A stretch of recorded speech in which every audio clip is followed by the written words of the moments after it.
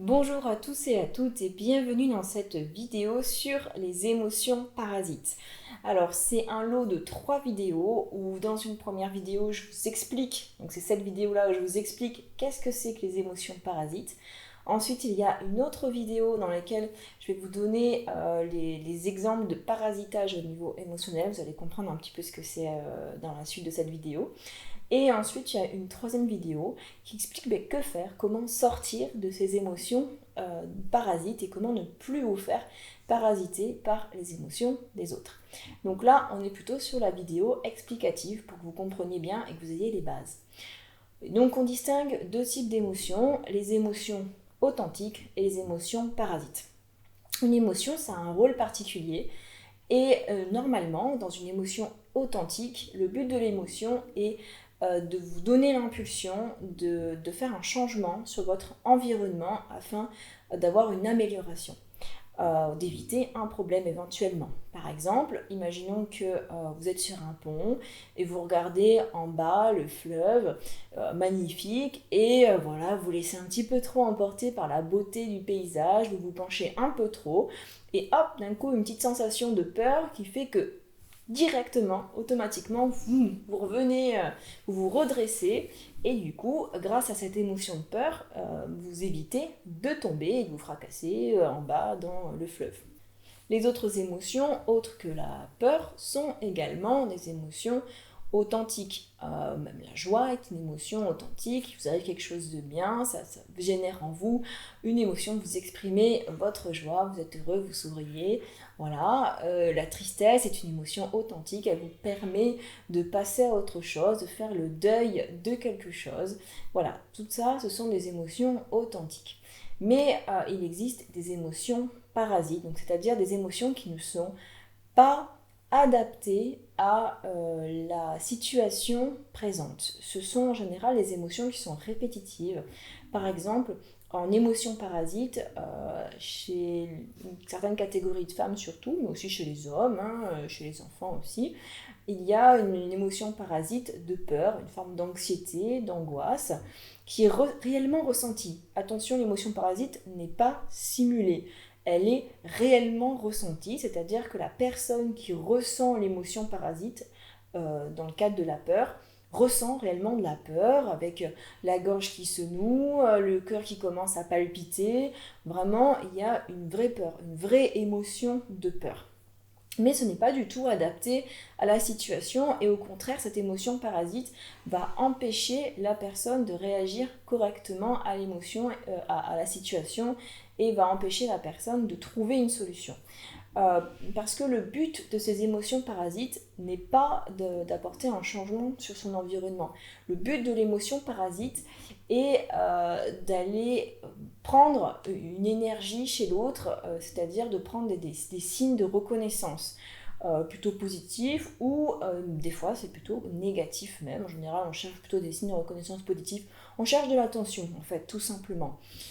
Et donc on va la personne va se mettre sans s'en rendre compte, mais c'est inconscient, sans s'en rendre compte, dans des événements qui vont lui faire ressentir son émotion parasite. Et avec cette émotion parasite, elle va en parler, elle va avoir des interactions avec les autres dans le but, non pas d'apporter une solution à la situation, mais d'avoir une forme de se faire exister, quoi, en gros. Ça, c'est vraiment le but de l'émotion parasite. Mais la personne, au moment où elle le fait, n'en a absolument pas conscience. Et tout le monde, je pense sincèrement que tout le monde a un ou plusieurs modes de parasitage. Il y en a qui le font beaucoup, souvent, il y en a qui le font peu, il y en a qui le font sur plusieurs types d'émotions, il y en a qui le font sur un type d'émotion. Des fois, en cours de sa vie, à une période on le fait beaucoup, à d'autres périodes on le fait moins. Voilà, c'est très variable. Mais voilà, si vous reconnaissez dans ce cas-là, d'emblée, ça sera un peu exceptionnel, à moins d'avoir fait déjà un petit travail sur soi, ne vous en voulez pas comme ça et ne voulez pas aux autres. En fait, la personne recherche de l'affection, de l'attention. Et c'est pour ça qu'elle manifeste cette émotion parasite qui, je le rappelle, quand la personne le manifeste, elle est complètement inconsciente de ce qu'elle fait et elle ressent réellement l'émotion, ce n'est pas une simulation. Le problème de l'émotion parasite, c'est que déjà ça va pomper de l'énergie chez les autres. À moins que l'autre personne, en fait, une première personne qui commence à ressentir une émotion parasite et puis elle lance un racket, on appelle ça un racket chez l'autre, et puis l'autre personne, ça lui permet aussi, en complément, en fait, elle se raquette l'une et l'autre. Voilà, ça c'est quand même assez courant. Je vais vous donner juste un exemple pour que vous compreniez au niveau de l'émotion parasite. Voilà, une personne un peu qui se met dans un rôle de victime et qui explique un peu tous ses malheurs. Voilà, donc c'est une personne plutôt à moitié dans la tristesse, à moitié dans l'angoisse, de tous ses problèmes qu'elle a, etc. Et en fait, si vous essayez d'apporter une solution à cette personne, elle ne va jamais les prendre. Elle va dire oui, mais non, c'est pas possible parce que ça, tu comprends, moi, ma vie, elle est comme ça, etc. etc.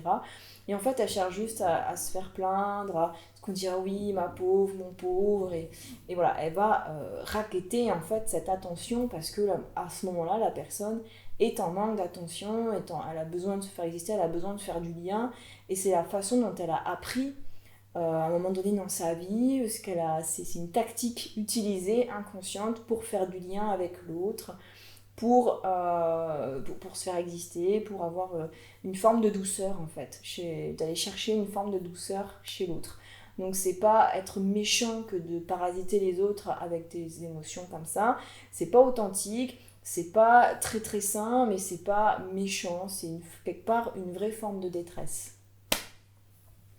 Ce qu'il faut comprendre, c'est que l'émotion parasite, mine de rien, souvent elle est négative et on peut se mettre dans des situations négatives juste dans le but de ressentir ces émotions parasites et dans le but de faire du lien avec des personnes, dans le but d'avoir une forme de soutien, de ressentir, d'avoir une forme d'attention. Et, euh, et c'est quelque chose qui nous empêche complètement d'évoluer en fait. Il y a des personnes qui vont s'empêcher d'être dans une vie positive qui leur plaît parce qu'elles perdent dans leur tête, dans leur fort inconscient, elles se disent si je suis dans une vie où j'ai pas de raison de me plaindre, en fait je vais me retrouver tout seul, toute seule, comment je vais faire du lien, comment je vais avoir des signes de reconnaissance, je n'intéresse pas les autres quand je vais bien. Alors ça c'est des schémas qui sont appris. Parce que dans l'enfance, peut-être le petit enfant, il s'est rendu compte que quand tout allait bien, ses parents ils se préoccupaient pas trop de lui. Et puis quand ça allait mal, ses parents ils étaient tout autour de lui. Et puis il avait enfin l'attention de ses parents qu'il avait besoin et qu'il désirait. Et ça, c'est des choses qui peuvent être très limitantes et très bloquantes.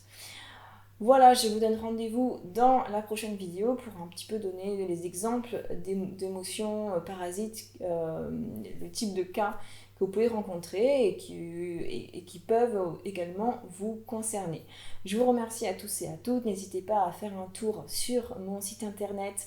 Ce sujet-là, c'est un petit échantillon d'une formation que je donne à distance qui va vraiment vous permettre de faire des avancées phénoménales dans votre vie, de vous remettre en question, de vous observer et de défaire surtout les blocages, les limitations dont vous n'avez absolument pas besoin. Je vous invite à aller regarder tout ça et à faire un petit tour sur mon site internet. Je vous dis à très très bientôt dans une prochaine vidéo.